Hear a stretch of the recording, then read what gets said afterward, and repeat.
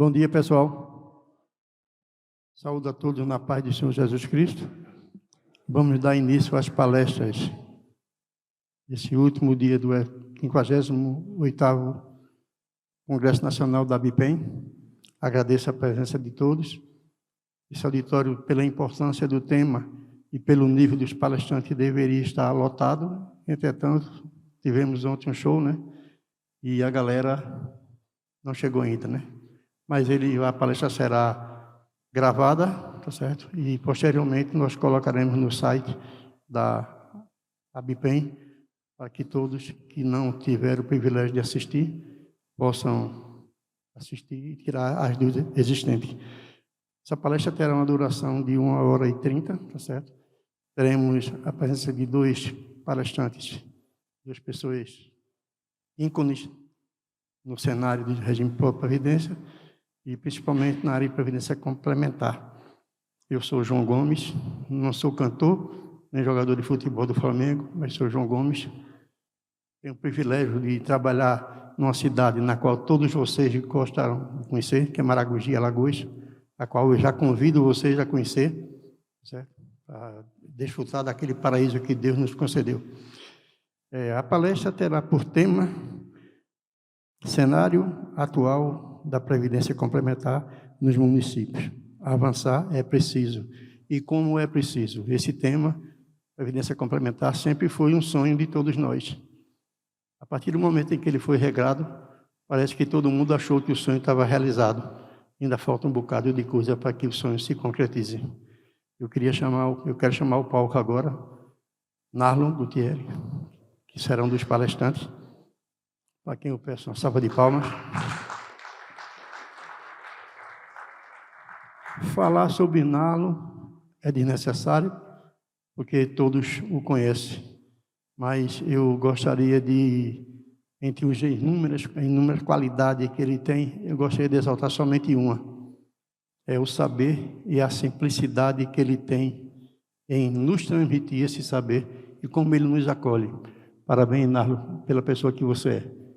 E Deus permita que você passe por muito tempo com a gente aqui na Terra para que possa nos passar essa paz e essa tranquilidade. Outra pessoa que eu quero chamar, que eu já conheço de nome, mas tive o prazer de conhecer agora, queria chamar aqui ao palco, né, que será também um dos palestrantes, é o Silvio Medeiros. Vai nos propiciar. E Narlo vai começar a falar.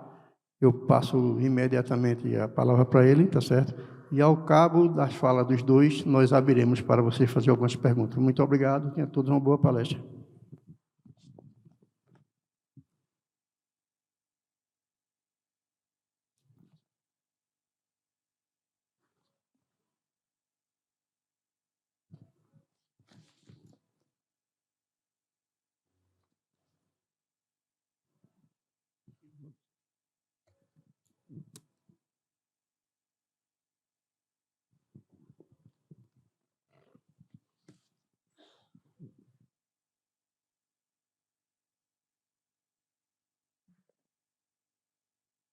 Bom dia a todas e a todos. Satisfação estar aqui, né, nessa manhã, participando desse 58º Congresso Nacional da ABIPEM, evento tão importante, né, e tão reconhecido no campo aí dos regimes próprios de previdência social, né. Agradecer ao João Carlos Figueiredo, presidente da ABIPEM, a Lúcia pelo convite para estar aqui participando. Cumprimentar o João Gomes, né, pela moderação e agradecer aí pelas palavras. Cumprimentar o Silvio, que eu vou ter o prazer aqui de dividir esse painel com ele, né? E vamos falar aí sobre previdência complementar para os servidores públicos, previdência complementar nos estados, nos municípios. E vou começar pegando essa palavra que o João trouxe, né? Bom, que todos imaginavam, esperavam que isso pudesse acontecer, era uma expectativa, um sonho, e às vezes se imagina que a partir do momento que houve uma previsão normativa, esse assunto está resolvido e não está, né? Nós temos toda uma trajetória de construção que vem sendo feita nos últimos mais de 5 anos, e que nós temos ainda algum tempo pela frente para nós levarmos esse projeto da Previdência Complementar dos servidores públicos adiante. Por isso, nosso tema ali é Previdência Complementar nos municípios, avançar é preciso. Vamos ver aqui. Tá. Então, aqui é um pouco do que nós pretendemos percorrer, né? Vamos trazer um panorama do regime de previdência complementar do servidor público. Vamos falar sobre a regularidade previdenciária, como que esse assunto da previdência complementar se relaciona ao CRP, e ao final trazer alguns outros temas de interesse, né? Cumprimentando os que estavam, os que estão chegando nesse momento. Sei que falar na sexta-feira às 9 da manhã, logo após o show, né? Sempre nós temos esse desafio aí. Bom, começamos pelo panorama, então. A Emenda Constitucional 103, ela trouxe um novo modelo de previdência para os servidores públicos. Até então, nós tínhamos o regime próprio de previdência social, proporcionando uma proteção plena para os servidores públicos, ou seja, os benefícios devidos pelo regime próprio não estavam limitados ao teto do regime geral, né? Eles podiam atingir o mesmo valor da remuneração do servidor público no cargo efetivo. Mas a Emenda 103, ela muda isso, porque ela pega uma possibilidade que existia desde a Constituição, desde a Emenda número 20, de 98, e depois reforçada pela Emenda 41 de 2003, e transforma essa possibilidade em uma obrigação.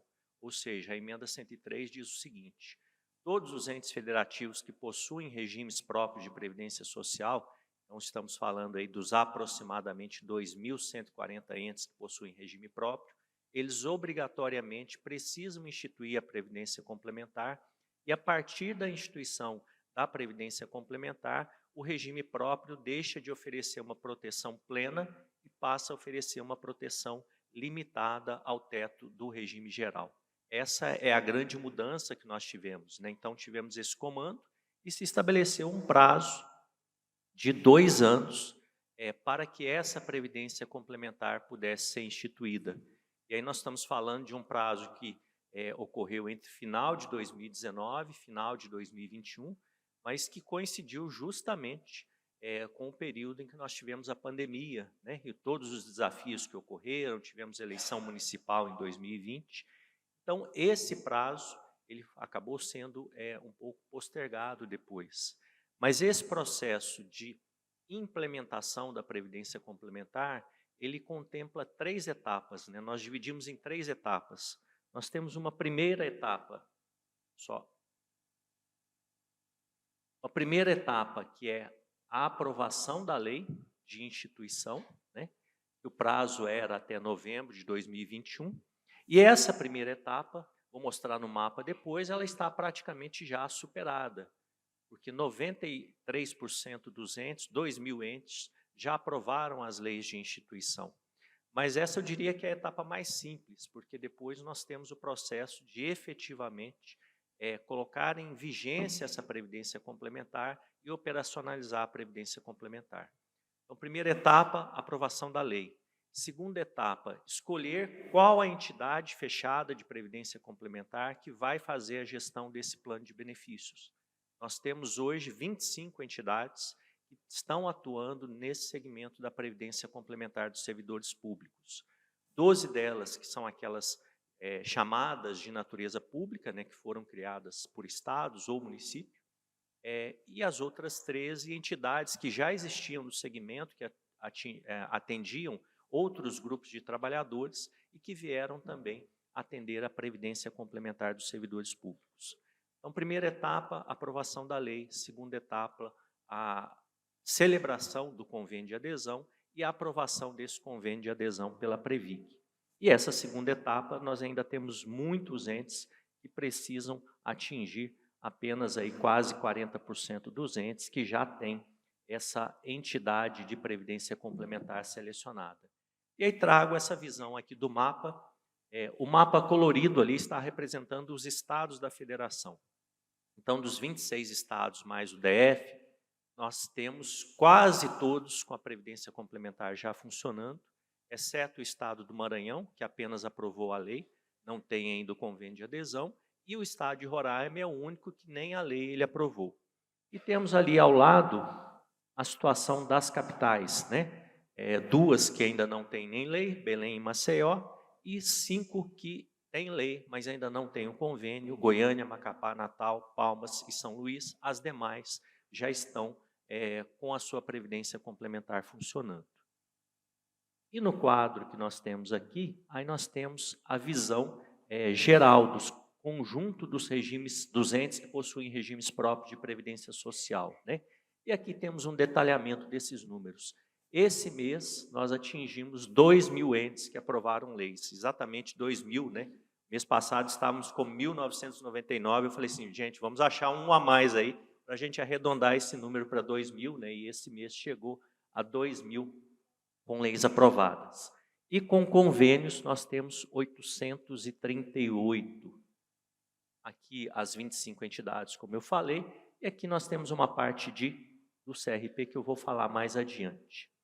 Esse mapa aqui, aí ele já nos traz uma visão mais em relação ao conjunto dos municípios, né? Então, quanto mais verde aí, mais comprido, quanto mais vermelho, mais longe de atingir o desejado. Então, desse lado aqui, nós temos a situação das leis, vocês vejam que a parte de baixo aqui do mapa, né, já está quase toda verdinha, e temos uma situação de menor cumprimento ainda aqui na Bahia, e alguns estados da Maranhão, e Pará e Amazonas, né? E Roraima, que tem só 2 entes, que é Boa Vista capital e o estado. E do lado de cá, os convênios de adesão, onde nós temos ainda bastante campo para avançar, especialmente aqui na região Nordeste, Minas Gerais, Goiás e a região Norte. E a parte aqui, Mato Grosso do Sul, Espírito Santo e os 3 estados da região Sul, já mais avançados em relação aos convênios de adesão. Bom, mas aprovada a lei, escolhida a entidade, firmado o convênio de adesão, nós temos a terceira etapa, que é a efetiva operacionalização desses regimes próprios, né? Não adianta eu ter o convênio de adesão para atender o critério do CRP, eu não operacionalizar essa previdência complementar, não fazer a efetiva operacionalização do RPC. E aqui nós temos o nosso ponto de maior preocupação, porque por um levantamento que fizemos no ano passado, apenas cerca de 10% dos entes já cumpriram essa etapa da operacionalização, e é nisso que nós temos investido os nossos esforços agora, e que eu vou falar com um pouco mais de detalhe na sequência. Bom, aqui a gente tem uma visão de como esse segmento, né, da previdência complementar dos servidores públicos tem crescido, e aí pegando lá desde 2015, né, porque nós temos a previdência complementar dos servidores efetivamente surgindo na passagem de 2012 para 2013. Então, 2013 começam a funcionar as primeiras entidades, a Previcom, no estado de São Paulo, as 2 FUNPRESPs na União, né, FUNPRESP do Executivo, do Judiciário, e alguns estados, Rio de Janeiro, Minas Gerais. E aí temos, a partir de 2015, a inscrição automática para os servidores públicos federais, e a partir daí nós temos essa linha de crescimento, né? Então, esse gráfico aí nos mostra quantos servidores públicos já estão com previdência complementar. Então, atingimos no final de 2024, 300 mil servidores com previdência complementar, sendo ainda a grande maioria servidores federais, né? Aqui nós temos a FUNPRESP do Executivo, a FUNPRESP do Legislativo, então temos aqui cerca de 130 mil nas duas, e esse aqui seguinte é a Previcom, pelo nosso número aqui, o Silvio depois pode confirmar ou melhorar esse número, em torno de 40 mil participantes, 50 mil já, 55 mil. Isso. A posição que nós tínhamos aqui, calculei ali mais ou menos 40 mil no final de 2024, ele já traz uma posição mais atualizada, superior a 50 mil. E na parte de cima aqui, todos os outros entes, né, com as entidades, em torno aqui de, vou lá aqui, eu consigo enxergar melhor, 130 mil servidores públicos nos demais estados e nos municípios que já têm previdência complementar. E esse próximo, a evolução do patrimônio, né? Final de 2024, quase 19 bilhões de reais, ainda bastante concentrado no plano federal, né? Mais de 15 bilhões, as demais entidades com um pouco em torno de 3 bilhões e meio, mas é um segmento que com certeza crescerá muito nos próximos anos, nos próximos 10, 15, 20 anos, vai crescer muito. É uma das áreas da Previdência Complementar que tende a ter maior evolução. Bom, passo a falar agora da questão da regularidade previdenciária. Então, como vocês sabem, nós temos o CRP como um instrumento que é exigido para comprovar as normas gerais o cumprimento, né, das normas gerais de organização e funcionamento. CRP que passou por um longo processo de judicialização ao longo dos anos, mas que no final de 2024 o Supremo Tribunal Federal decidiu que o CRP é sim constitucional, que as exigências podem ser estabelecidas pela União, que estão previstas no texto da Constituição, na Lei 9717, e o CRP é um instrumento importante para verificar esse cumprimento e, sob pena de, em não sendo cumprido, gerar aquelas restrições a transferências voluntárias de recursos da União. Mas essa não é a finalidade do CRP, né? A finalidade do CRP é preservar a sustentabilidade do sistema, né? É para isso que ele existe. E nós temos 25 critérios que são exigidos, sendo que 2 deles se relacionam à instituição do regime de previdência complementar. Primeiro, aprovação da lei. O segundo, autorização do convênio, aprovação do convênio de adesão e operacionalização do regime de previdência complementar. Em relação ao primeiro, que é a aprovação da lei, essa lei, sempre que é aprovada uma lei de instituição do RPC, ela é encaminhada para nós por meio do GESCOM, nós fazemos uma análise dessa legislação e, a partir dessa análise, nós podemos emitir notificações para correção dessas leis, né? Até hoje, nós já emitimos 443 notificações em relação às leis recebidas. Aqui estão as situações identificadas de necessidade de correção. O maior número delas, a falta de definição na lei de instituição do regime de previdência complementar, da contribuição, né, do limite da contribuição do patrocinador do ente federativo. Mas a grande maioria dessas notificações sendo atendidas pelos entes federativos e mantendo aí a regularidade. Aquelas que não são atendidas, quando o ente depois entra em contato, solicita um prazo, se concede um prazo adicional e a gente tem encaminhado na correção dessas irregularidades identificadas. Segundo critério, a aprovação do convênio de adesão e agora mais recentemente também a operacionalização. Nesse caso, nós nos baseamos nas informações que são encaminhadas pela Previc, porque quem comunica à Previc que existe um convênio de adesão firmado com o ente federativo como patrocinador é a entidade fechada de previdência complementar. Então, esse convênio de adesão é encaminhado para a Previc pela entidade fechada, a Previc recebe esse convênio de adesão, aprova e essa informação é compartilhada conosco mensalmente. Então, nós temos lá no nosso site uma área de previdência complementar do servidor público e temos lá um painel de acompanhamento, que é desse painel que a gente extrai esses dados que eu estou mostrando aqui para vocês. E aí nós vamos cruzando isso com as informações que nós recebemos do ente federativo, do município, por meio do demonstrativo de informações previdenciárias e repasses, o DIPR, que lá tem um campo para vocês informarem se houve ou não admissão de servidores com remuneração acima do teto do regime geral de previdência social.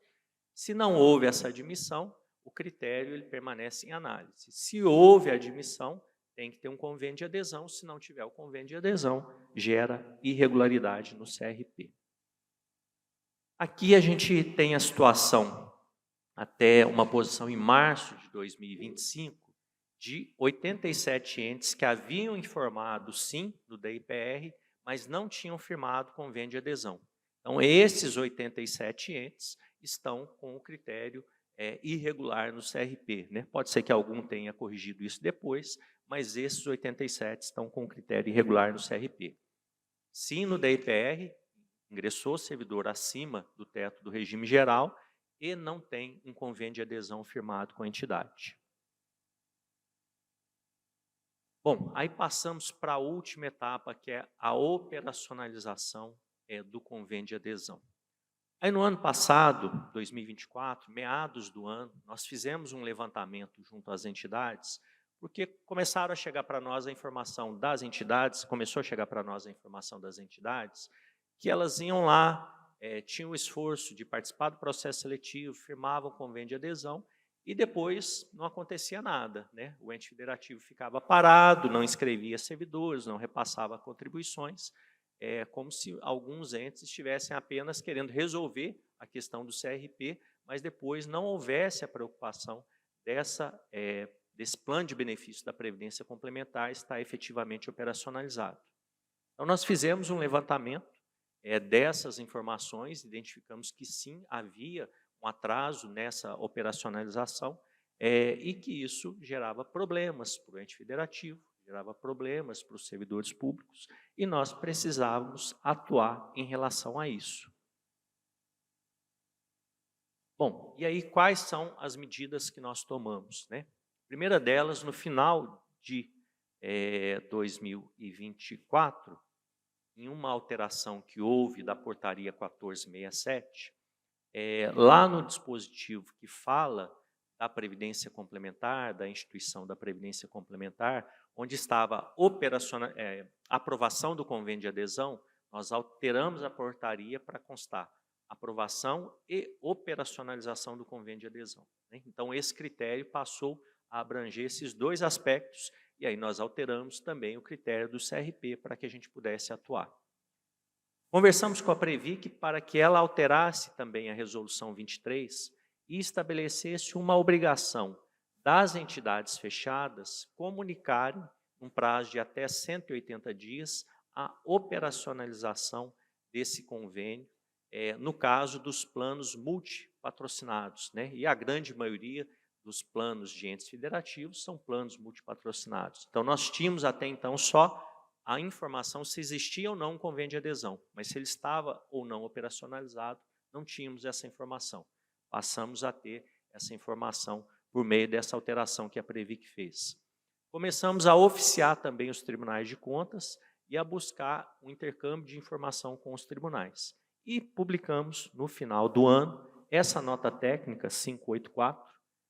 Quem não consultou essa nota técnica, eu recomendo que faça a leitura, está lá no site, e ela traz algumas orientações gerais, né? Então, ela tem todo um contexto de explicar o que é esse novo cenário da Previdência do servidor público, contemplando a proteção pelo regime próprio, mais a proteção pelo regime de Previdência Complementar, informando sobre a necessidade que essa Previdência Complementar esteja em efetivo funcionamento, seja efetivamente operacionalizada a partir do momento em que existe o convênio de adesão e que existe o ingresso desses servidores com remuneração acima do teto do regime geral, informando que medidas adotar caso tenha ocorrido atraso nessa operacionalização, como proceder para que isso possa ser implantado de forma retroativa a partir do momento correto, né? Então, ali tem todo o detalhamento em relação a isso, inclusive explicações em relação às contribuições que podem ter deixado de ser repassadas à Previdência Complementar e que podem ter sido repassadas em valores superiores aos devidos ao regime próprio de Previdência Social. Aqui é o levantamento, né, que eu mencionei, em que nós identificamos a questão do número de convênios, os convênios sem informação de operacionalização, os convênios não operacionalizados, uma parte deles por não ter, de fato, admitido servidores com remuneração acima do teto, com base naquilo que está informado ao DIPR, mas nós temos conversado com alguns tribunais de contas e há fortes indícios, né, que essa informação tem sido prestada de forma incorreta por alguns entes federativos, né? Então, provavelmente, há entes que estão informando lá que não houve admissão, mas houve sim admissão, e em breve nós vamos atuar em relação a isso. Mas agora, nesta semana, nós emitimos aí 225 notificações para comprovação da operacionalização do regime de previdência complementar em até 60 dias, sob pena de alteração do critério para irregular. Então, recomendo que vocês consultem, né? Caso o ente de vocês ainda não tenha a Previdência Complementar em funcionamento, se vocês não receberam essa semana essa notificação, né? Então, 225 entes foram notificados com um prazo aí de 60 dias para comprovarem essa operacionalização. E outros 300, né, que estavam com a situação como regular, nós voltamos essa situação para em análise, e em análise ela permanecerá até que a gente tenha essa comprovação quando houver o ingresso dos servidores com remuneração acima do limite do RGPS. E temos providências, né, a serem adotadas após a implantação do regime de previdência complementar, né, que é o acompanhamento pelo ente federativo, que é o regular repasse das contribuições, que é ter um programa de educação previdenciária voltada para os servidores, que é acompanhar se esses servidores estão efetivamente sendo inscritos, estão permanecendo no plano, tratar os casos de adesão retroativa no caso de operacionalização e a migração de servidores antigos. E eu vou falar um pouquinho mais sobre cada um desses temas, porque eu passei mais rápido os anteriores. O primeiro ponto que eu acho que é importante destacar, né? Eu estou a todo momento aqui falando que a Previdência Complementar ela alcança obrigatoriamente os novos servidores que ingressarem posteriormente à aprovação do convênio de adesão e que tiverem remuneração acima do teto do regime geral. Mas eu acho que é importante nós termos a consciência de que, para o futuro, a Previdência Complementar ela será importante para todos os servidores, inclusive para aqueles que têm remuneração inferior ao teto do regime geral. Por quê? Porque nós temos novas regras de cálculo dos benefícios, né? No caso dos entes que já fizeram reforma e fizeram a reforma nos moldes da União, o que nós temos de regra de cálculo do benefício? Olha, cálculo pela média de todo o período contributivo, inclusive da sua vida antes de ingressar no serviço público. Para você atingir 100% da média, você tem que ter 40 anos de contribuição, né, 60% mais 2%. Então, provavelmente, quando esse servidor for se aposentar, né, esse servidor que está ingressando agora e que vai ingressar nos próximos anos, ele não vai atingir uma proteção no regime próprio que corresponda àquilo que ele ganhava em atividade. Então, nós temos que começar a formar essa consciência de que, ao lado da previdência pública, seja ela a previdência pública do regime geral, seja do regime próprio, nós teremos que fazer a nossa poupança individual para ter a previdência privada complementando. E mesmo os entes que ainda não fizeram reforma, eles terão que fazer. Isso é uma certeza, né? O momento que vão fazer, não sei, mas eles terão que fazer essa reforma. Por quê? Porque nós temos mudanças muito significativas em relação à estrutura demográfica do país, em relação ao tempo em que as pessoas estão vivendo, e viver mais custa, né? Eu, por exemplo, espero viver até os 100 anos de idade, então eu sei que precisarei trabalhar mais tempo para que eu possa viver até os 100 anos de idade. Então, essa é uma realidade que nós temos que levar a todos os servidores públicos, da importância deles terem essa previdência complementar, mesmo aqueles que têm remuneração abaixo do teto do regime geral, deles fazerem um esforço de poupança e constituírem essa previdência complementar. E nós tivemos as mudanças do nosso sistema de previdência ao longo dos últimos anos e teremos novas mudanças pela frente, isso é uma certeza, não sabemos o momento em que elas ocorrerão, mas sabemos que elas ocorrerão. Segundo ponto, e está ligado a esse, e eu vou falar um pouquinho sobre isso na sequência, é a questão da educação previdenciária e do acompanhamento dessa gestão da existência da previdência complementar. E às vezes você que é um gestor de RPPS pode falar assim, bom, esse não é um assunto que diz respeito a mim, né? O que diz respeito a mim é cuidar do regime próprio e, no máximo, ter o critério do CRP resolvido, né? E depois eu não tenho que acompanhar esse assunto. Mas eu pergunto, quem é que mais entende de previdência no município? Com certeza é você que é gestor de regime próprio. Não é quem está lá na área de pessoal, quem está na área de finanças, de administração, né? Então, quem tem que, de certa forma, liderar ou pelo menos incentivar que essas discussões, esse acompanhamento da previdência complementar aconteça, é você dirigente de regime próprio, né? Isso é importante, nós temos essa consciência, né, desse papel que vocês têm para liderar as discussões sobre previdência como um todo dentro do município. Inscrição dos servidores. A legislação de vocês prevê inscrição automática ou não prevê inscrição automática? O que é inscrição automática? Inscrição automática é, o servidor ingressou, ele está nas condições de ser participante do plano, ele já é inscrito. Ele não se pergunta para ele se ele quer ou não ingressar na Previdência Complementar. Ele já é inscrito e aí ele tem um prazo para ele falar assim, não, eu quero sair. Então, é aquilo que a gente chama do modelo, você sai do opt-in, a decisão de ingressar, e você tem que tomar o opt-out, a decisão de sair, né? Isso é algo que vem da economia comportamental, que faz toda a diferença quando você vai ter os níveis de participação nessa Previdência Complementar. No caso da União, da FUNPRESP, até 2015, a taxa de adesão, de inscrição, ela estava em torno de 30%.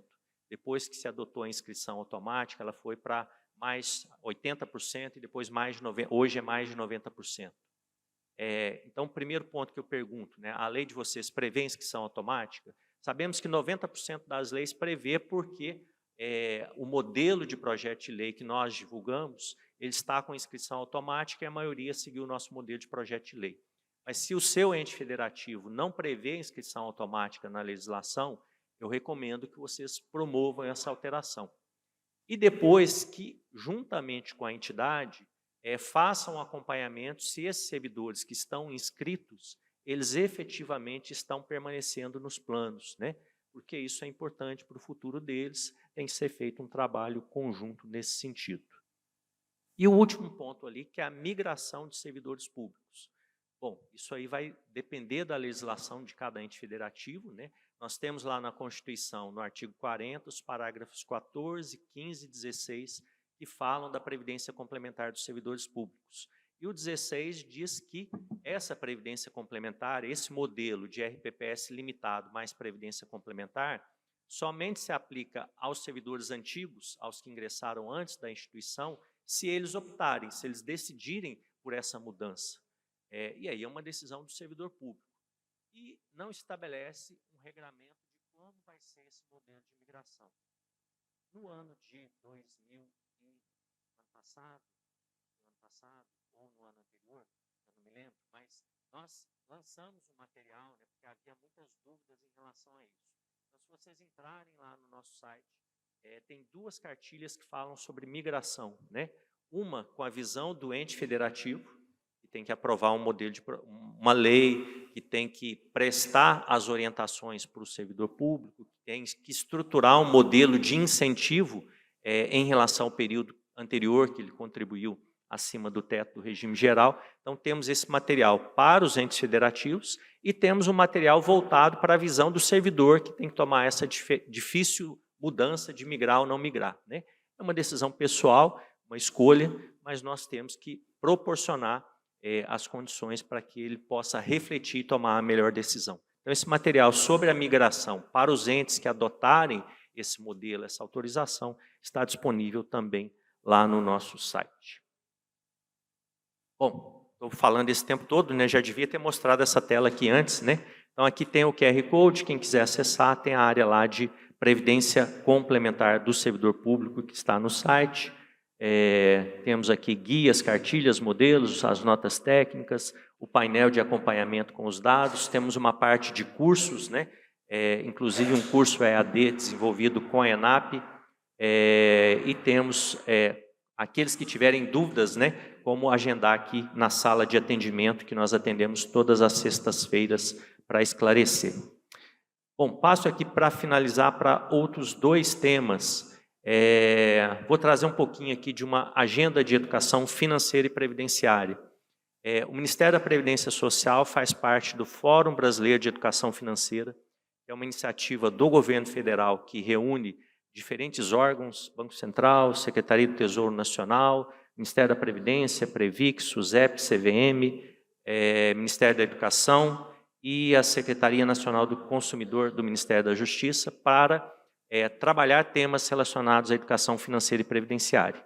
E eu sou o representante do Ministério nesse fórum, e nós temos algumas iniciativas, né, que nós temos desenvolvido no fórum, e nós temos trabalhado uma agenda muito importante, que é introduzir a educação financeira nos conteúdos escolares, né? Educação financeira, fiscal, previdenciária e securitária, para os estudantes, né?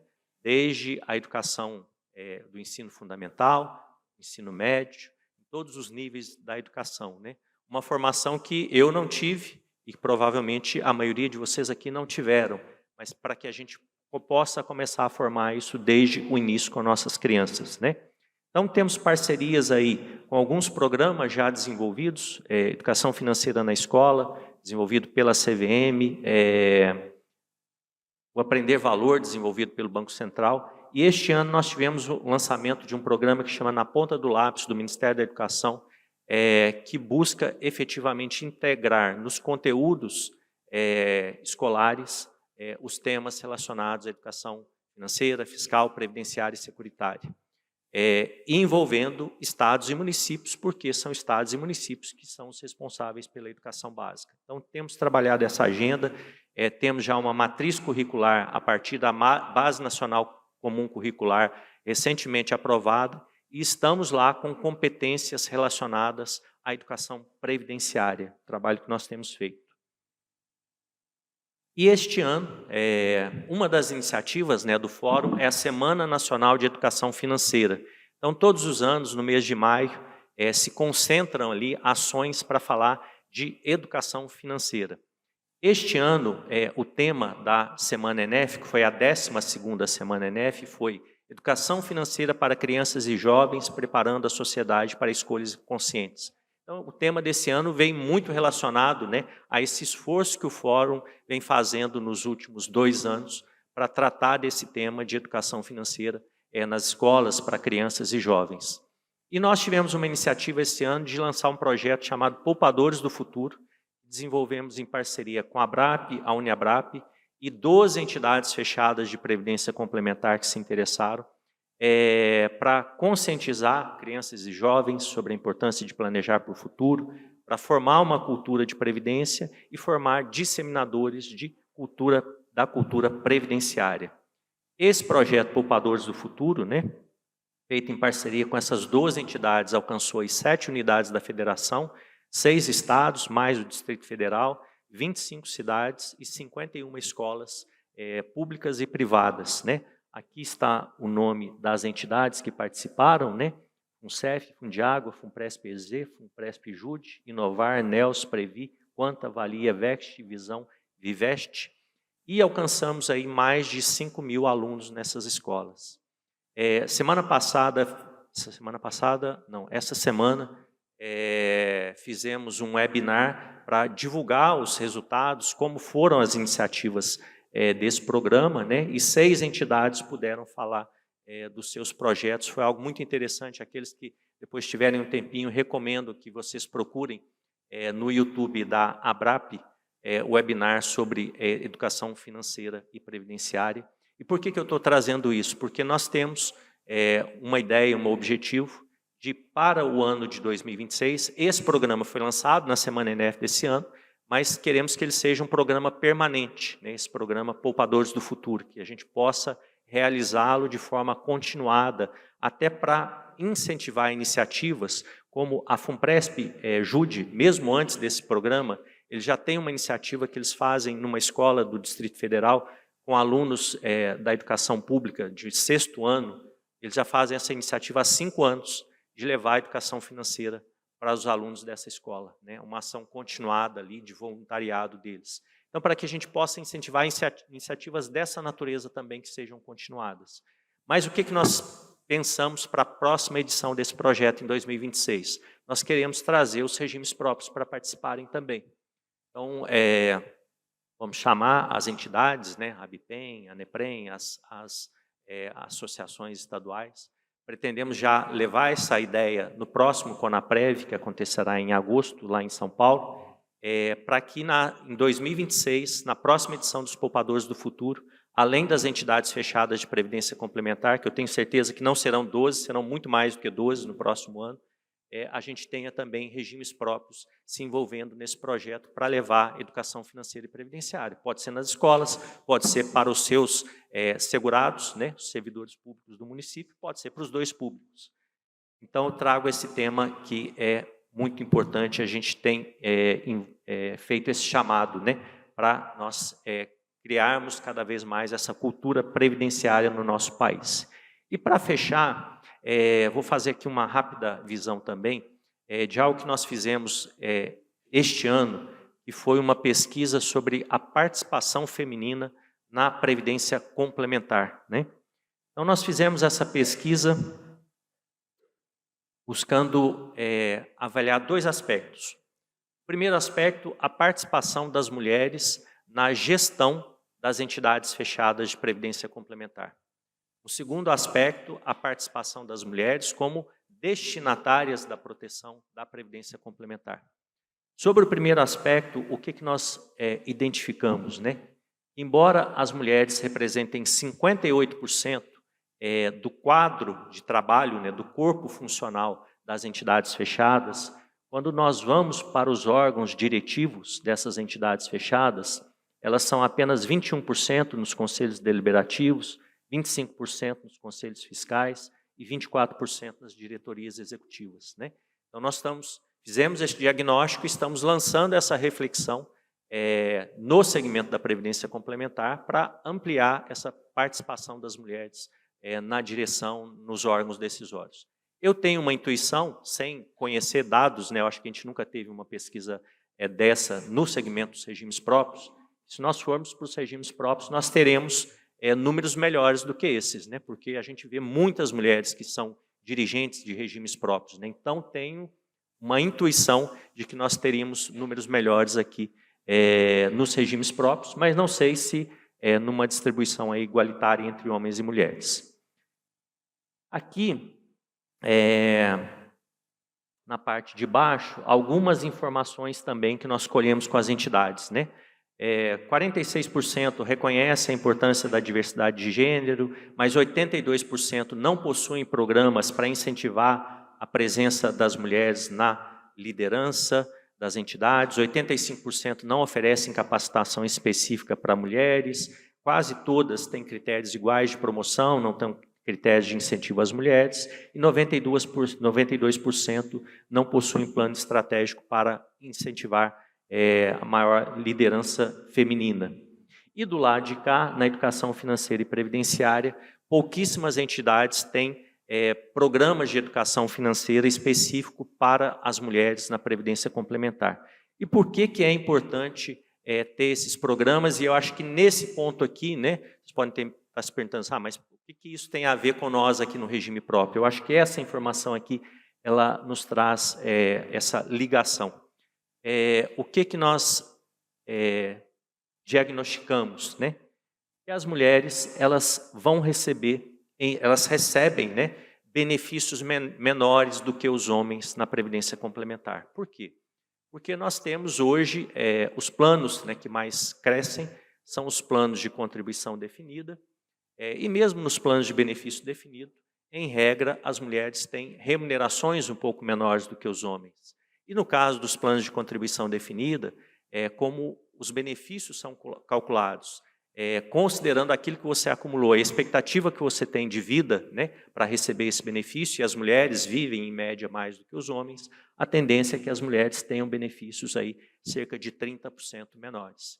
Então, esse é um aspecto importante também, né, como nós falamos, de previdência complementar para as servidoras públicas, né? Elas mais ainda precisam ser conscientizadas dessa importância de poupar para preservar a sua renda no futuro. O relatório completo da pesquisa está aqui. E aí, para encerrar, eu peço o pessoal para colocar um vídeo aí que nós preparamos com o parceiro.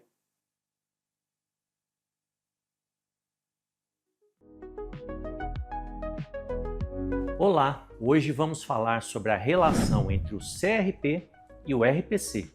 Você sabe o que é isso? O Certificado de Regularidade Previdenciária, CRP, é o instrumento previsto na Lei 9717, de 98, por meio do qual a União verifica o cumprimento das normas gerais de organização, funcionamento e responsabilidade aplicáveis aos regimes próprios de previdência social, os RPPS. A não obtenção do CRP implica que estados e municípios fiquem sujeitos a algumas sanções: o não recebimento de transferências voluntárias de recursos da União, o impedimento a celebrar acordos, convênios, contratos e operações similares, a impossibilidade de receber empréstimos e financiamentos de instituições financeiras federais. Importante lembrar que no final de 2024, o Supremo Tribunal Federal decidiu pela constitucionalidade do CRP ao julgar o tema 968 de repercussão geral. Por essa razão,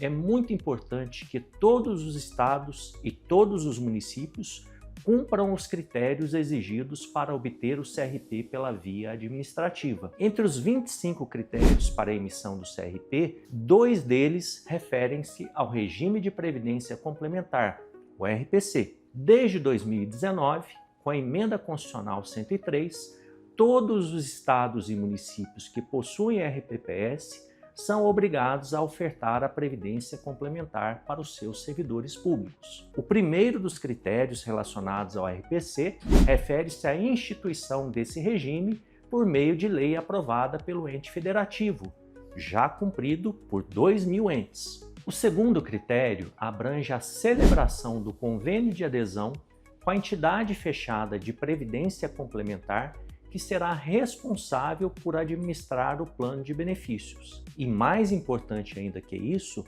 a efetiva operacionalização desse convênio de adesão, ou seja, a inscrição dos novos servidores e o repasse das contribuições devidas ao RPC para que eles estejam protegidos. Cumprir todos os critérios para a emissão do certificado de regularidade previdenciária, inclusive aqueles relacionados ao regime de previdência complementar, além de evitar a aplicação das sanções, é fundamental para que estados e municípios assegurem a sustentabilidade de seu regime próprio de previdência social e proporcionem a adequada proteção aos servidores públicos. Se você quer saber mais sobre o CRP e o RPC, consulte os conteúdos disponíveis no link Previdência Complementar do Servidor Público na página do Ministério da Previdência Social.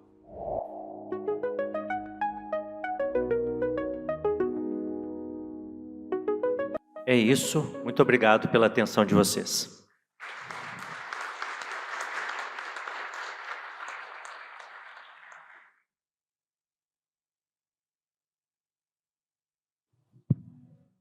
Bem, terminada a apresentação do Narlo, passar imediatamente para o Silvio. Boa palestra, Silvio.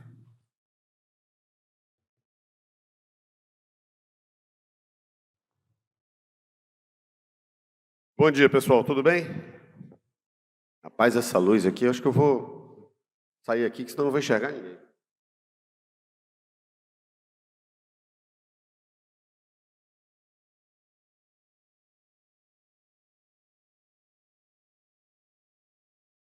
Alô? Beleza, obrigado. Bom dia, pessoal. Vou fazer uma pergunta simples aqui para todo mundo. Quem acha que vai viver bastante, vai viver mais, levanta a mão aí, por favor. Quem acha que o dinheiro vai viver tanto quanto a pessoa vai viver, levanta a mão. Ou seja, nós vamos viver mais, mas o nosso dinheiro tem que viver tanto quanto a gente. E isso é um desafio. E aí, bom, vamos lá, vamos falar um pouquinho de previdência complementar. Onde é que eu passo aqui o slide, só para eu aprender? É o grande aqui? Tá. Previdência, gente, é coisa de gente jovem. Você não pode deixar para a última hora, nos últimos 5, 10 anos da sua carreira, começar a pensar no que você vai fazer quando se aposentar. Acho que se a gente vai viver mais, a vida da gente é uma construção e essa construção tem que levar em consideração a sua longevidade financeira também. Então, quanto antes a gente começa a pensar nisso, melhor vai ser essa etapa futura da nossa vida. E aí, você não tem como desconectar a sua vida laboral da sua vida pós-laboral. E eu vou ser sincero com vocês, os termos que a gente usa em previdência complementar, eles são péssimos. Eu, particularmente, detesto. Por exemplo, nós somos uma entidade fechada. Parece que nós estamos falando alguma coisa de um terreiro, né? Pô. O sujeito é aposentado. Aposentado é o velho confinado aos aposentos para morrer. Então, não é uma coisa assim muito sedutora, né? Não, mas nós somos um fundo de pensão. Puxa, quem morreu? Pensão? Então, a gente podia pensar um pouco diferente, né? Que tal se a gente fosse chamado de fundo de prosperidade, em vez de fundo de pensão? Né? Pensa num propósito de posteridade, que você está criando a sua prosperidade futura através da previdência complementar. E isso acontece ao longo do seu período de trabalho. E aí vamos falar um pouquinho do mercado de trabalho no Brasil como um todo, da população brasileira como um todo, de como é que a gente tem perspectivas de financiar essa prosperidade. Eu quero só fixar aqui alguns conceitos com vocês. Primeiro, na população total do Brasil, você tem gente que tem 14 anos ou menos, 14 anos ou mais. Vamos fazer essa divisão, que internacionalmente, essa divisão caracteriza as pessoas que estão em idade ativa e as pessoas que não estão em idade ativa. Das pessoas que estão em idade ativa, você tem gente que está dentro da força de trabalho e fora da força de trabalho. Atenção! Fora da força de trabalho não é pessoa sem emprego. É pessoa que não está trabalhando e não quer trabalhar. Por exemplo, um estudante. O estudante não está procurando emprego, ele está querendo estudar. Uma pessoa que se dedica ao lar não está querendo trabalhar, está querendo dedicar-se ao lar. Ou uma pessoa que tem, às vezes, uma deficiência e não consegue ir para o mercado de trabalho, então amparada por algum programa, enfim. Aí você tem pessoas fora da força de trabalho, pessoas na força de trabalho, e das pessoas na força de trabalho você tem aquelas ocupadas e as desocupadas. Pessoas desocupadas são aquelas que estão na força de trabalho, querem trabalhar, estão procurando emprego, mas não conseguem. Isso é importante para diferenciar, que às vezes a gente ouve, no Brasil tem só 6 milhões de desempregados. Aí o pessoal fala assim, pô, mas esse monte de gente aí que está em programa social, como é que funciona? Essa estatística está errada? Não, a estatística está certa. Tá? Pessoas desocupadas é uma coisa, pessoas fora da força de trabalho é outra coisa. E aí, como diz o filósofo, uma coisa é uma coisa, outra coisa é outra coisa. E assim como as pessoas são as criaturas. Vamos colocar número nessas estatísticas. Então, eu já tenho estatísticas dizendo que são mais de 212, menos de 212. Eu estou usando os dados do censo. Tá? Nos dados do censo, 212 milhões. Desses 212 milhões, 172 milhões têm 14 anos ou mais. Beleza, 172 milhões. Só que você tem, desses 172 milhões, 64 milhões fora da força de trabalho e 108 milhões na força de trabalho. Desses 64 milhões aqui, 24 são 65 ou mais. Então, você tem aí 22 milhões. Você tem 42 milhões de pessoas fora da força de trabalho. 42 milhões de pessoas no Brasil estão fora da força de trabalho. E desses 108 milhões que estão na força de trabalho, você tem 6 milhões, mais ou menos, de desempregados e 101 milhões de pessoas trabalhando. Nunca teve, no Brasil, tanta gente trabalhando. Nem em termos percentuais e nem em termos quantitativos. Isso significa dizer o seguinte, no contexto da sociedade brasileira, nós estamos no período em que o país produz mais. É a hora que todos os países que enriqueceram deram o salto. Por quê? Porque é a hora que tem mais gente trabalhando no país. Mas olha só, é uma coisa importante você pensar que você tem 42 milhões de pessoas fora da força de trabalho. E vamos olhar um pouquinho também o que acontece com as pessoas ocupadas. Veja bem, dos 108 milhões na força de trabalho, você tem 101 ocupados, certo? Mas olha só, 40 milhões são informais. 40 milhões de pessoas são informais. É muita gente na informalidade. Ora, dá uma olhada. Se eu estou dizendo que eu tinha 42 milhões de pessoas fora da força de trabalho, e das pessoas que estão na força de trabalho tem 40 milhões que são informais, nós temos aí 82 milhões de pessoas que não estão fazendo o quê? Contribuindo para a Previdência. Então, 82 milhões de pessoas em idade de trabalho no Brasil não estão contribuindo para a Previdência. E aí você então tem o quê? Você tem 60 milhões que contribuem para a Previdência. Desculpa, eu passei aqui antes da hora. 62 milhões de pessoas, 60 milhões de pessoas que contribuem para a Previdência. Só que a Previdência hoje no Brasil, ela é, no regime geral, financiada por um processo chamado repartição simples. Esse processo de repartição simples, no nosso universo de RPPS, é o fundo financeiro. Então, o que significa isso? Que alguém lá na frente vai ter que pagar a sua aposentadoria, porque hoje você está pagando a aposentadoria de quem já se aposentou. Se você não tiver alguém lá na frente para pagar a sua aposentadoria, vai ficar difícil você se aposentar. Então, o que está acontecendo hoje no Brasil? Nós estamos vivendo mais. Maravilha! Isso é bom. É bom viver mais, é bom você ter qualidade de vida, é bom você ter uma perspectiva de que você vai viver mais. Mas o que está acontecendo? Está nascendo menos gente.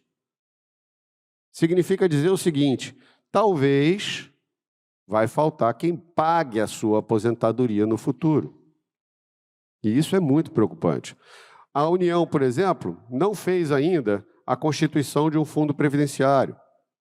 O Estado de São Paulo está em vias de fazer isso, mas até hoje não fez.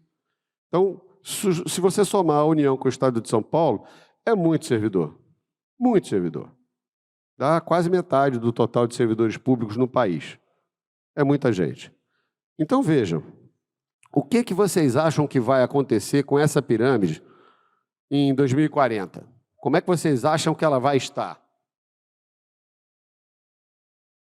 Alguma tendência aí? Vamos lá. Olha só. Em 2040, eu quero que vocês reparem o seguinte, ó, eu vou voltar um slide aqui.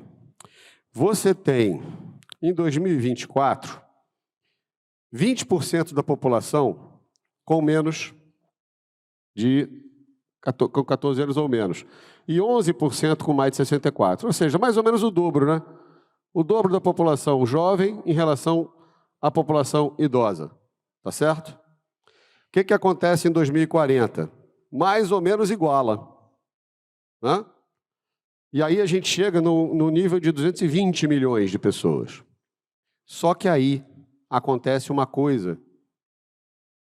A partir de 2040, começa a morrer mais gente do que nascer no Brasil. Significa dizer que o Brasil vai começar a reduzir o tamanho da sua população. O que acontece quando você começa a reduzir o tamanho da população de um país? É uma coisa meio inédita para a gente, mas isso já acontece há algum tempo na Europa. Um dos grandes problemas da Europa é o crescimento do PIB da Europa. Por quê? Porque está entrando menos gente no mercado de trabalho. Quando você quer fazer o PIB crescer, imagina o seguinte, vamos supor que você tenha 100 pessoas num país hipotético e cada uma dessas pessoas produza uma coisa por ano. Então, qual é o PIB desse país por ano? 100 coisas. Aí, peraí, desculpa. Pirrar é horrível. Perdão. Então, esse PIB do país é de 100 coisas. Se você coloca mais 10 pessoas nesse país, cada uma produzindo 10 coisas, o PIB vai sair de 100 para 110 coisas. Se você tira 10 pessoas desse país, o PIB vai sair de 100 para 90. Quando você começa a ter mais gente morrendo do que nascendo, você está tirando gente do país.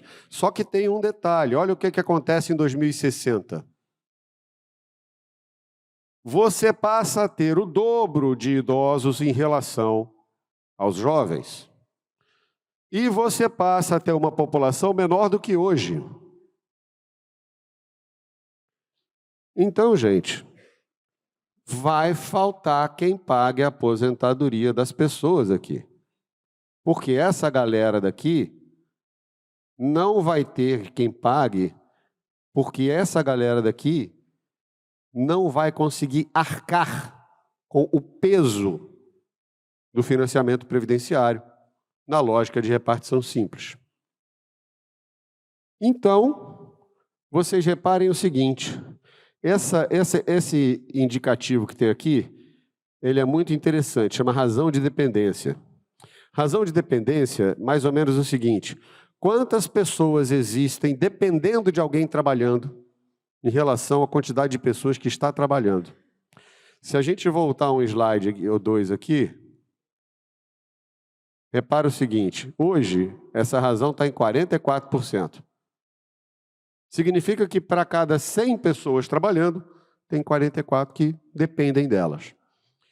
Só que aí você vai avançando e você chega em 2060 com quase 70% de pessoas. Ou seja, para cada 10 pessoas trabalhando, tem 7 que dependem delas. Dependem de alguma maneira, ou porque são crianças ou porque são idosos. Mas atenção, a gente já viu que vai ter o dobro de idosos em relação à quantidade de jovens. Essa perspectiva demográfica, ela muda tudo no Brasil. Tudo. Por exemplo, se a gente vai ter 26% da população com mais de 65 anos, o consumo no Brasil vai ser diferente. A necessidade de educação no Brasil vai ser diferente. Então, por exemplo, ao longo do trabalho, qual é o nível de capacitação funcional que a gente está vendo ser efetivado para que a produtividade das pessoas aumente? É muito baixo. Então, quando você começa a ter diminuição da população, aumento da quantidade de pessoas com mais de 65 anos, você tem uma sobrecarga enorme nessa galera que está aqui embaixo para financiar o estado de bem-estar social que nós temos hoje contratado. Então, eu arrisco a dizer que esse contrato do estado de bem-estar social não vai ser cumprido na forma como ele está contratado hoje. Não vai ser cumprido. É simples assim, porque não vai ter quem pague isso. E aí, qual é a única coisa que, de fato, a gente pode fazer? Poupar. Se preparar para este momento que está vindo aqui. Este é o futuro. Ele não é mais como era antigamente. Ele mudou. Vou dar um exemplo para vocês. O estudo do Banco Mundial diz que, no atual estado do contrato social nosso, para se aposentar em 2040, você vai ter que ter 72 anos, em 2060, 78. Ora, isso se você quiser manter minimamente os níveis de déficits atuais da Previdência. Ah, mas a gente está fazendo a reforma, a gente está colocando o fundo previdenciário. O fundo previdenciário, ele tem uma natureza de capitalização, é verdade. Mas todo ano, você fazendo o cálculo atuarial, você percebe que existe um déficit. O que é isso?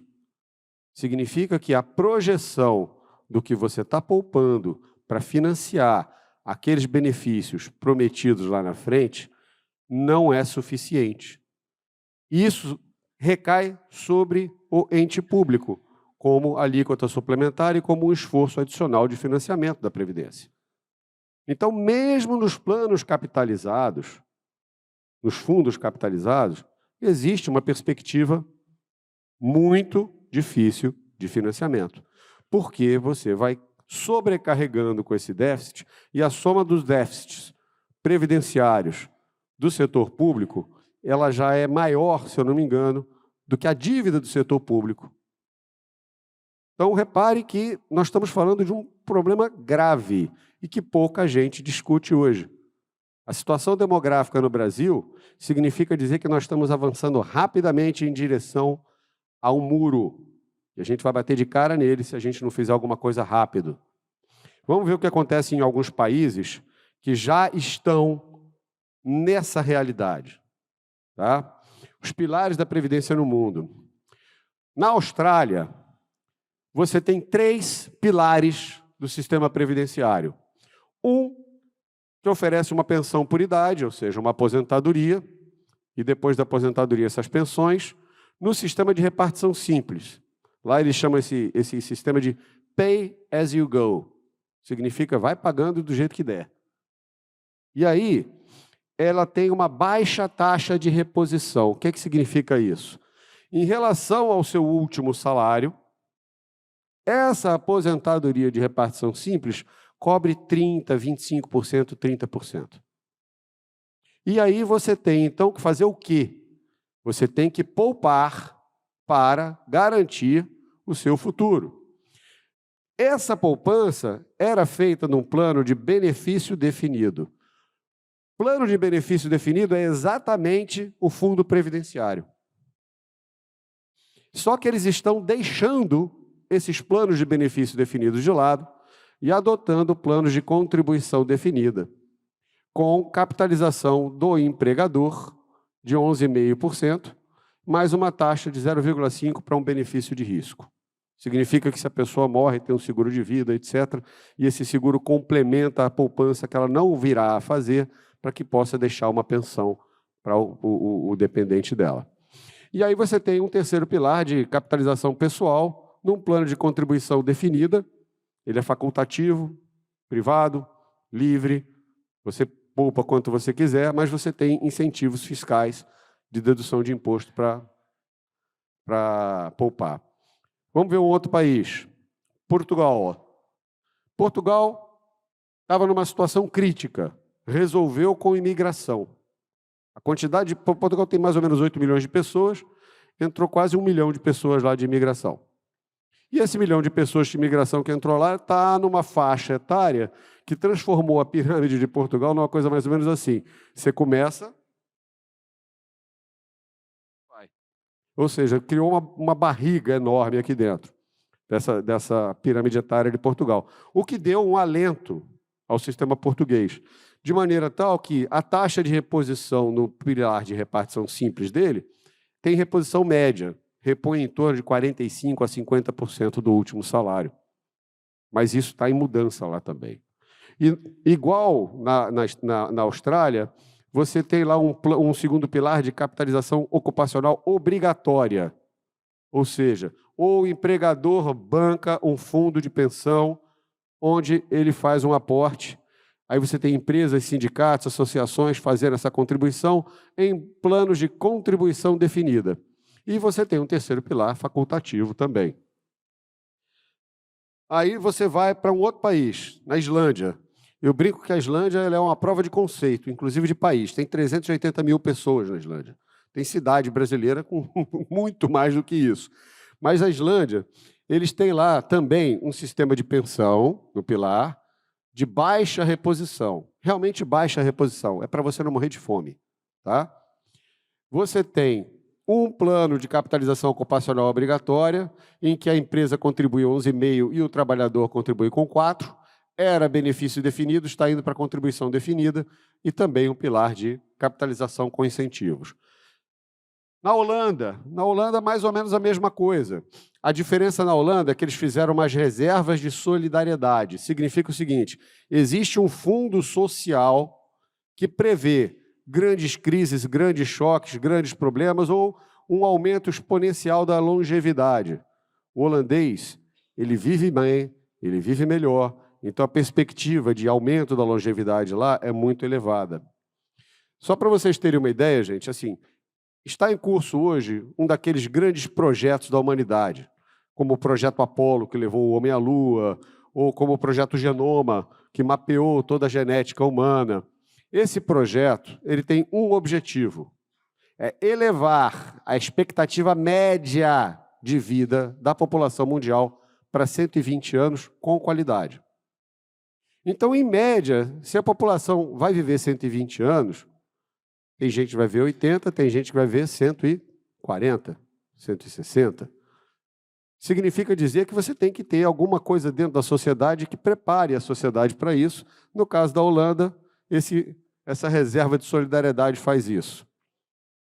E no Brasil você tem um desenho diferente. Repare que no nosso desenho você tem um pilar de regime geral, com repartição simples, mas altíssima taxa de reposição. Ah, mas o INSS não paga um salário alto. Olha só, a média de salário da aposentadoria, a média da aposentadoria em relação ao último salário, no Brasil, é maior que 85%. É altíssima. Isso é caro. A gente está vendo nos outros países lá uma taxa de reposição baixa. A mais alta que tem é de Portugal, que é metade. E a gente está pagando uma taxa altíssima de reposição. Significa dizer que a nossa Previdência paga benefícios elevados. E vocês têm os regimes próprios, que têm planos de benefício definido e repartição. O fundo capitalizado ele é um plano de benefício definido. Qual é o benefício? Vai pagar 80% das maiores contribuições monetariamente corrigidas, e aí, quando você se aposenta, você já tem a regra do seu benefício definido. Beleza. A segregação de massas, ela é importante. Ela é uma solução que já é um passo adiante. Mas repare, é um benefício definido. Quando você quer um benefício definido, você tem a seguinte lógica. Eu vou ter que poupar quanto eu tiver que poupar para financiar aquele benefício. É por isso que todo ano tem que fazer o cálculo atuarial e todo ano a gente vê que raríssimos entes têm superávit atuarial. Ocasionalmente, você tem superávit atuarial dentro de um plano capitalizado. Mas quando você faz a soma total junto com o déficit do fundo financeiro, ele é enorme. E ele tem que ser pago do mesmo jeito. E o que acontece, então? Quando você tem benefício definido, financiado por contribuição definida, ou seja, eu tenho uma alíquota que incide sobre o meu salário de contribuição, de X%. Isso é uma contribuição definida. Você está pegando a gangorra e empurrando ela para os dois lados ao mesmo tempo. Por quê? Porque a contribuição definida não garante o benefício definido. Esse é o problema do fundo capitalizado.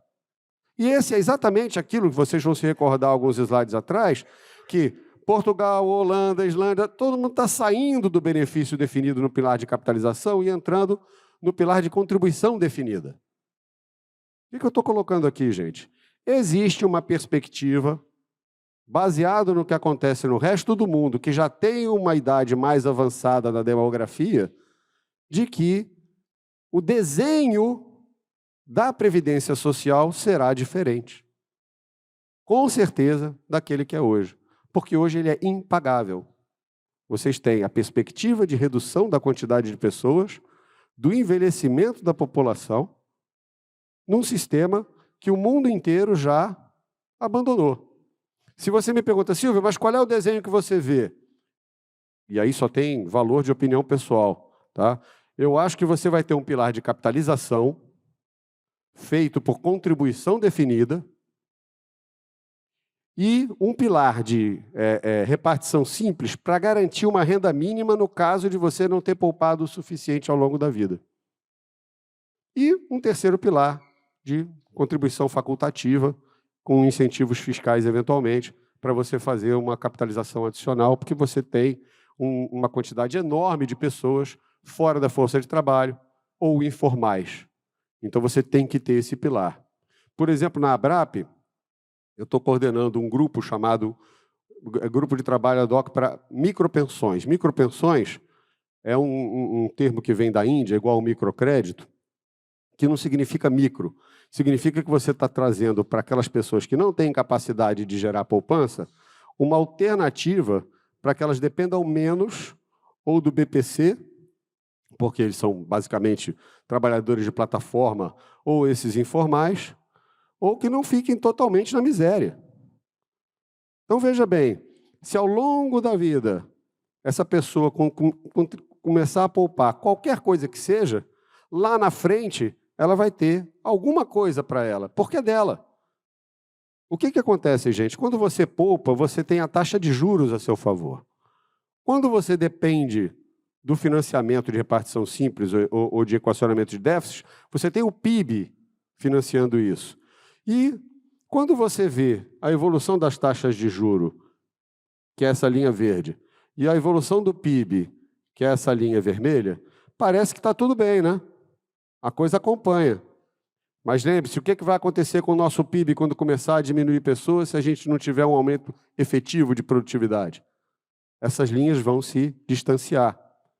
Então, se o PIB está crescendo a 2% ou 3% ao ano e a taxa de juros está em torno de 15% ao ano, o que está crescendo mais rápido?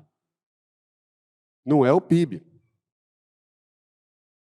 Então, invistam de uma maneira que os juros estejam a seu favor. E esse investimento é um investimento em previdência complementar. E nessa situação, você tem que tomar uma decisão. Ou você adota uma postura proativa em relação ao seu futuro, ou você deixa a vida me levar, a vida leva eu, que é a metodologia do Zeca Pagodinho. Só que se a vida te levar, você vai cair naquele buraco ali que eu estou mostrando que vai chegar lá na frente. Está faltando asfalto ali depois da curva. Está faltando estrada depois da curva. Então, o ideal é que você, proativamente, já cuide do seu futuro. E aí, eu acho que a Previcom ela tem como ajudar. Esse é o nosso propósito.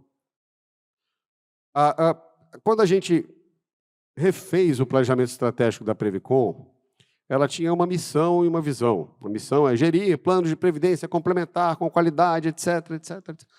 A gente mudou essa lógica e trouxe um propósito para a entidade. E esse propósito é levar prosperidade aos nossos segurados e seus familiares e equilíbrio atuarial ao ente patrocinador. Ponto. Então, cada um de nós lá na mesa de trabalho, naquilo que está fazendo, para e pensa assim, isso aqui gera prosperidade? Isso aqui contribui com o equilíbrio atuarial? Se sim, você está agregando valor. Se não, você tem que fazer alguma coisa diferente, porque não está agregando valor. Isso direciona a entidade em prol desse propósito. Os valores da gente, confiabilidade, inovação, segurança, proximidade, equidade. O nosso interesse é agregar valor, prosperidade e equilíbrio atuarial. Nós estamos hoje em 5 estados, 32, nós hoje temos 30 municípios e contando, nós estamos com 90 municípios em processo de adesão conosco. Eu espero sair aqui desse congresso com mais do que isso. Por quê? Porque, como o Narlan falou muito bem, a emenda 103 exige que todos os municípios, entes públicos que tenham regime próprio de previdência, instituam e operacionalizem os seus regimes de previdência complementar. E como a gente mostrou ali, gente, é mais do que necessário fazer isso. Mais do que necessário. Nós estamos hoje gerindo 4,3 bi com 55.400 pessoas. Novamente, eu tenho a convicção de que muito em breve nós ultrapassaremos 100 mil pessoas na Previcom. Muito em breve. Tá? Temos 9 planos de previdência, os planos específicos dos estados, mais os planos do estado de São Paulo e um plano multipatrocinado, que é o plano com que a gente consegue colocar hoje um município, só para vocês terem uma ideia. Se o município já tem lei e ainda não operacionalizou, não escolheu a entidade, nós fazemos em 3 a 4 semanas o processo operacional. Já teve município que estava sem CRP, e em 2 semanas a gente conseguiu evitar que ele perdesse o CRP. Dentro do intervalo do mês a gente conseguiu o sistema operando. Dentro desse processo aí você tem, como o Narlan bem explicou, municípios sem lei, entes públicos, né, sem lei aprovada, com lei, mas sem a entidade contratada, com a entidade contratada e que ainda não operacionalizaram efetivamente. Então, dos 2.142, 93% dos municípios estão com lei complementar, mas só 42 já têm entidade gestora.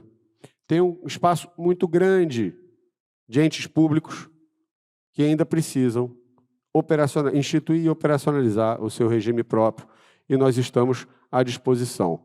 Como é que a gente faz isso? É como se fosse uma ata de registro de preços, sabe?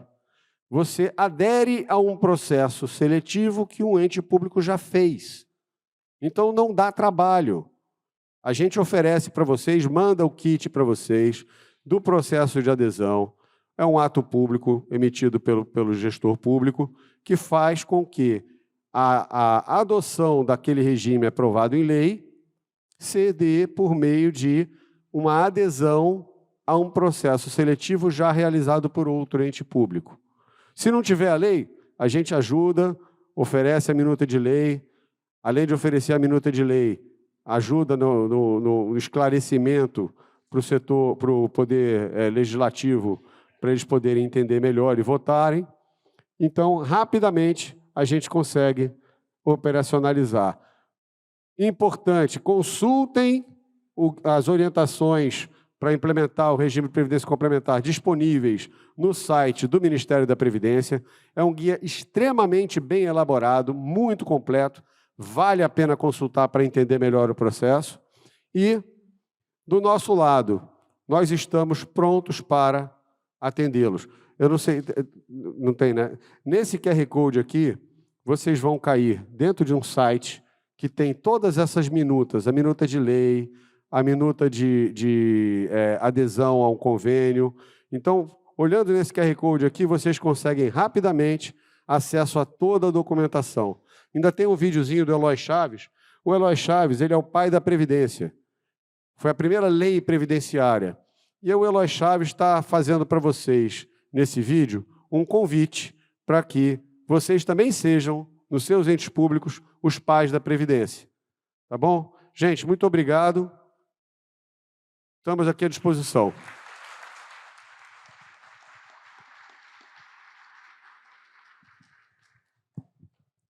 Bem,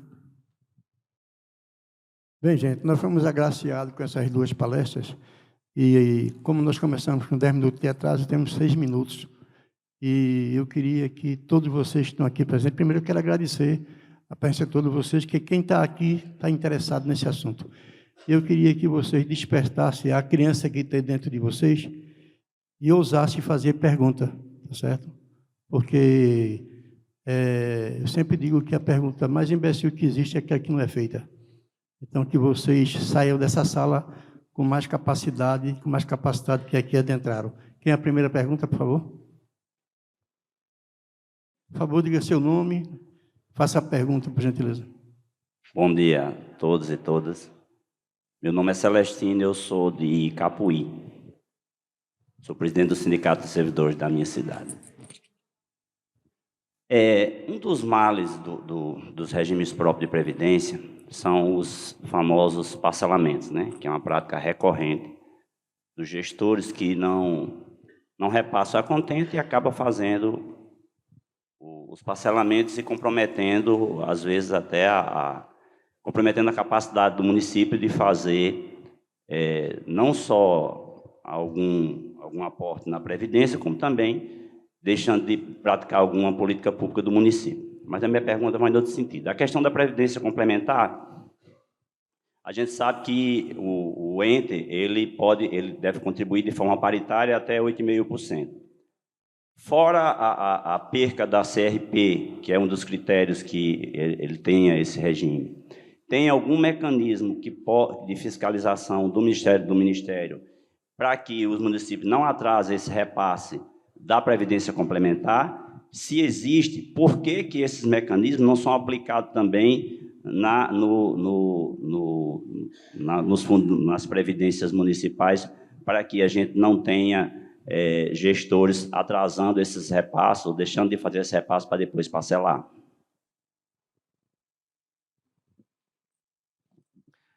Bom dia, Celestino. Obrigado pela pergunta. No caso das contribuições devidas ao regime próprio, já existe um critério, né, do CRP, que é o critério do caráter contributivo, que ele alcança também essa questão dos repasses, das contribuições e dos eventuais parcelamentos. Nós sabemos que o CRP por si e o critério por si não são suficientes para resolver isso de forma plena, porque nós temos, de fato, situações de inadimplência e os parcelamentos que ocorrem.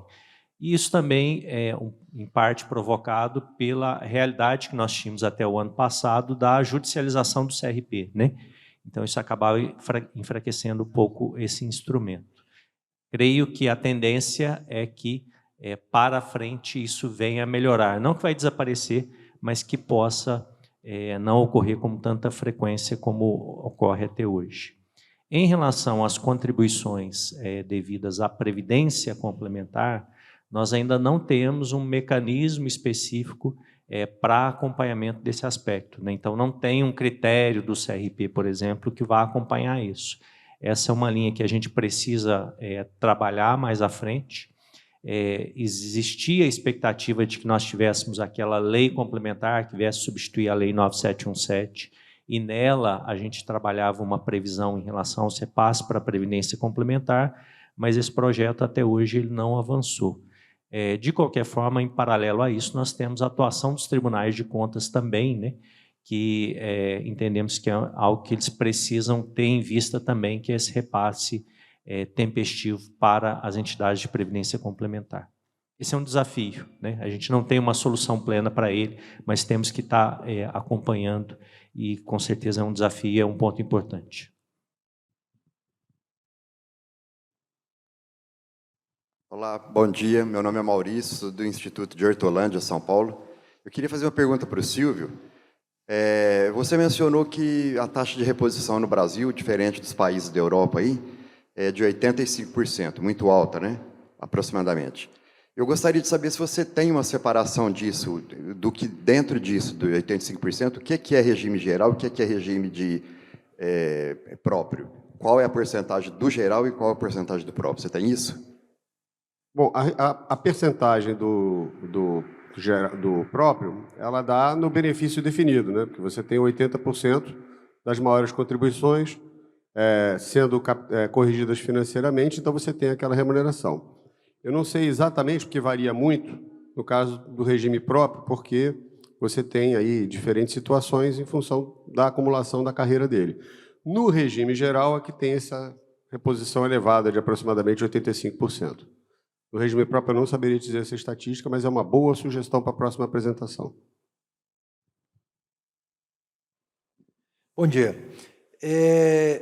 O que pode ser vantajoso para um contribuinte que está chegando pelo tempo e idade aderir à Previdência Complementar?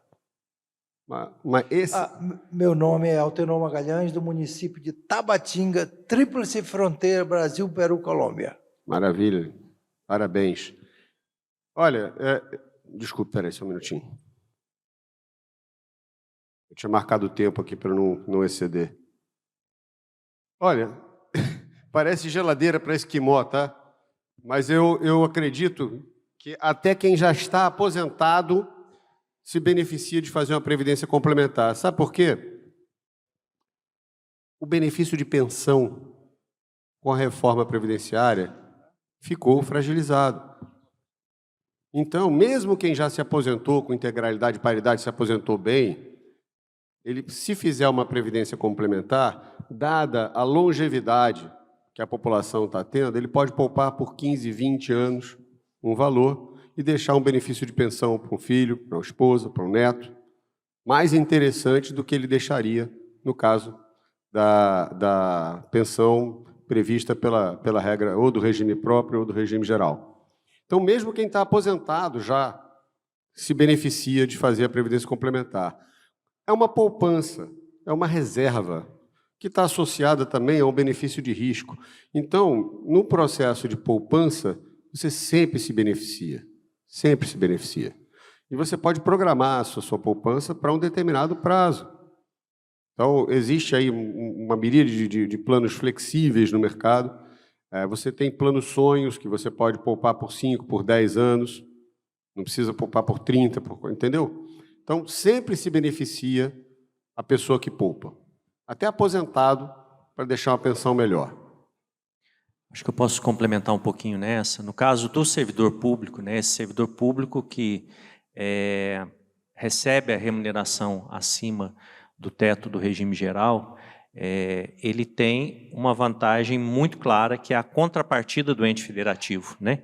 Então, para cada R$1 que você vai colocar ali, tem R$1 que vem do ente federativo. É como você fazer um investimento que no dia que você investe, você já tem 100% de rentabilidade. Você não vai ter outro tipo de investimento que vai te proporcionar esse mesmo retorno. E um aspecto importante que o Silvio abordou um pouco, que é a questão de você poder se planejar. Se você está apenas na previdência pública, seja ela regime geral ou regime próprio, você vai ficar totalmente sujeito às mudanças que as regras terão para o futuro, né? Você tem uma certa expectativa, mas em algum momento essa expectativa não vai ser atendida, as regras vão mudar, e aí você fica sendo conduzido por essas mudanças, né? Quando você, além da previdência pública, né?